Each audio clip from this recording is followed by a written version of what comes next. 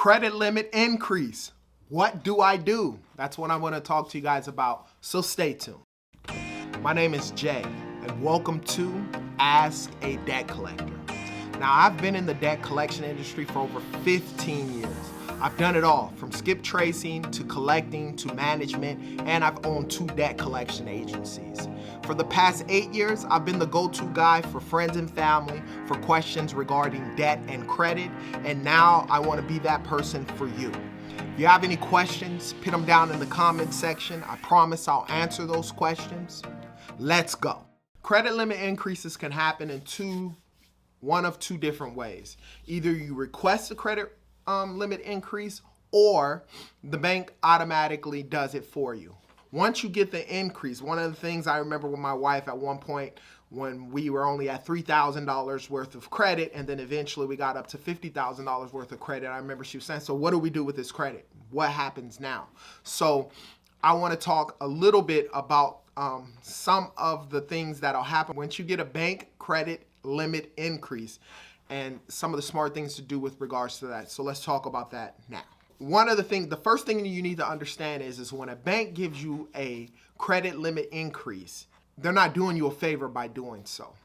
And when I say that, this is what I mean. One of the stories that I always tell is with my Capital One credit card. First credit card that I ever got, it was a credit card offer that was sent, not even to me, it was sent to a friend. I just applied for it. I was approved for a $300 limit.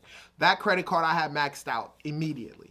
It was maxed out. I'm paying the minimum payments and so forth on that credit card. Let's fast forward about 3 years later, paying that minimum payment. A lot of times, maybe I'll pay it down $50, it'd be $250, and then I'll use that credit. But I always was paying the minimum payment, and I felt good if I paid a little extra than the minimum payment because I thought that that's what they wanted me to do, but I didn't understand credit. Finally, I have a job that's pretty stable in collections. And I figured, you know what, let me go ahead and pay the balance off. So I'll never forget, I was waiting till Friday to when I got paid. I got a nice little bonus check.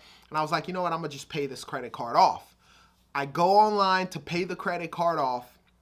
And what ends up happening, I look and my credit went from $300 to $3,000. So at that time span, not understanding credit, instead of paying it off and being responsible, I remember I bought some couches, I bought, a TV, I bought a few things around the house and so forth. And next thing you know, I'm maxed out at $3,000 on that credit card. So when the bank gave me that increase, just by looking at me as an individual and the spending habits that I had, ultimately, you got to understand you're in a capitalist society. So when a bank gives you an increase, they're hoping that possibly you do max out that card, that you use that card a lot. Obviously, they make money from the merchants every time you slide the card. And then obviously, if you can have interest on that credit card, they can make some money that way from you. But as long as you're making that minimum payment, you're in a good standings and so forth with them. And eventually, depending on your circumstance and your situations, that's how a credit limit increase can hurt you. Now, ultimately with credit cards across the board, as a general statement, an automatic, you remember I talked about the 2 ways to get the increase. An automatic credit increase typically doesn't hurt you at all. It's a soft pull on your credit report versus when you request. Now, depending on what credit card you have, this is one of the reasons why I'm a fan of American Express.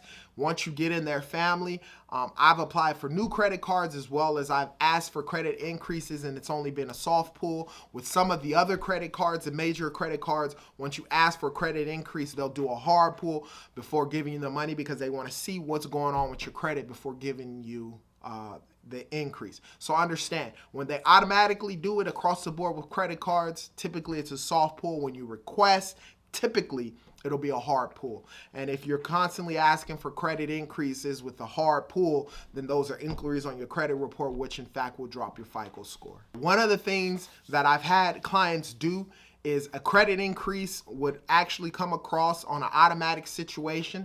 And obviously when they give you a credit increase, you're supposed to sign something, or they're supposed to ask you if in fact you want this credit increase, and you can reject it. One of the things that I tell clients to do, if you got an automatic credit increase, never reject that increase. Why? Because of your utilization, right? The more credit that you have available, the better your utilization on those credit cards. The less credit you have, especially if you're spending up the credit limit, the less utilization that you'll have. Even if you're responsible and you pay your credit cards at the end of each month, if they give you an increase, then that just means your utilization goes up, which means your FICO score, your credit score will go up. The biggest thing that you don't want to do once you get a credit increase is up your spending. Like I did with my Capital One credit card, you up your spending, then your utilization goes down, and then your debt to income ratio goes up, therefore dropping your FICO score. The best thing that you can do with your credit cards, when you get an increase on that credit card, is to still use it like you've used it before. And if you've been following my YouTube channel, you know you use your credit cards like debit cards. Only spend what you have in the bank to actually pay it off. With your credit increases, one of the things that I always tell people is if you find yourself in a financial pitfall or financial situation where you need some extra cash, if you're being responsible with your credit, you're using your credit cards like debit cards, you're only spending what you have, the best thing to do in that aspect is to take out a personal loan, right? You take out a personal loan. Yes, in the beginning, it will hit you, but it's an installment loan across the board. The reason why I say that you're better off getting a personal loan is because you can go off of the personal relationship that you have with the bank. Typically, your credit cards in general, they'll have anywhere from anywhere as low as a 5% interest rate all the way up to 19% interest rate, 20% interest rate. So if you become in a financial pitfall, unless you're able to pay it within that 30-day time span before the payment is due, the balance in full, getting a personal loan, typically the interest rates are a little bit lower than they would be on a credit card. A personal loan the interest rate will be lower on that. And so I encourage people to do that. Unless you can find credit cards with a 0 APR for that first year, then that's the perfect credit card to do it. One of the strategic ways that I tell consumers and myself with regards to credit cards is if I find myself about to go into a big project, or if I'm hitting a financial pitfall with regards to stuff, even though I have a large amount of credit in general, either I look for the lowest interest rate on the credit cards that I have, which I have one with a very low interest rate, and I'll use that credit card, or that's the perfect time to apply for one of those 0 APR credit cards. I'll look out there for any credit cards that are offering a 0 APR introductory rate for a year or 18 months. I'll use that. That gives me a year to obviously pay it back. And then if I don't see any of those, then comes the personal loan. I'll get a personal loan through the bank.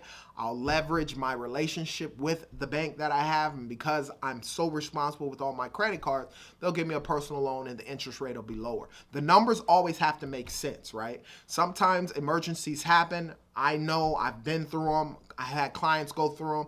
The only key at that time span is to obviously find the lowest interest rate and use that when you have to use an emergency. So that way, if you're paying over a course of time, you're paying low interest, and then obviously if you find the 0 APR introductory rate, it's the perfect one for you. Make sure you plan it out and you do it. So getting credit increases are great. They're awesome. They give you credit, a higher credit utilization and so forth. But the reality is you have to be very disciplined, right? Just because you get a credit card increase doesn't mean that you spend more. Make sure you stay disciplined in that aspect. Now, down below are some free things for you. You got the free pay to delete, free Goodwill letter, free cease and desist letter.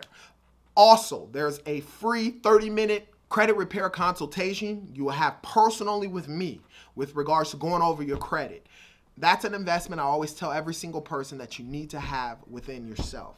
Building your credit and having a plan with regards to your credit can change your life. Allow Clear and Strategic to help you out with that. Sign out for that 30-minute consultation. For those of you who want to try and build the credit on your own, there's a DIY free packet down there as well, and an inquiry removal packet. Now, if you have any questions about credit or debt, put them down in the comment section. I promise I'll answer those questions. And as I always state, you be great.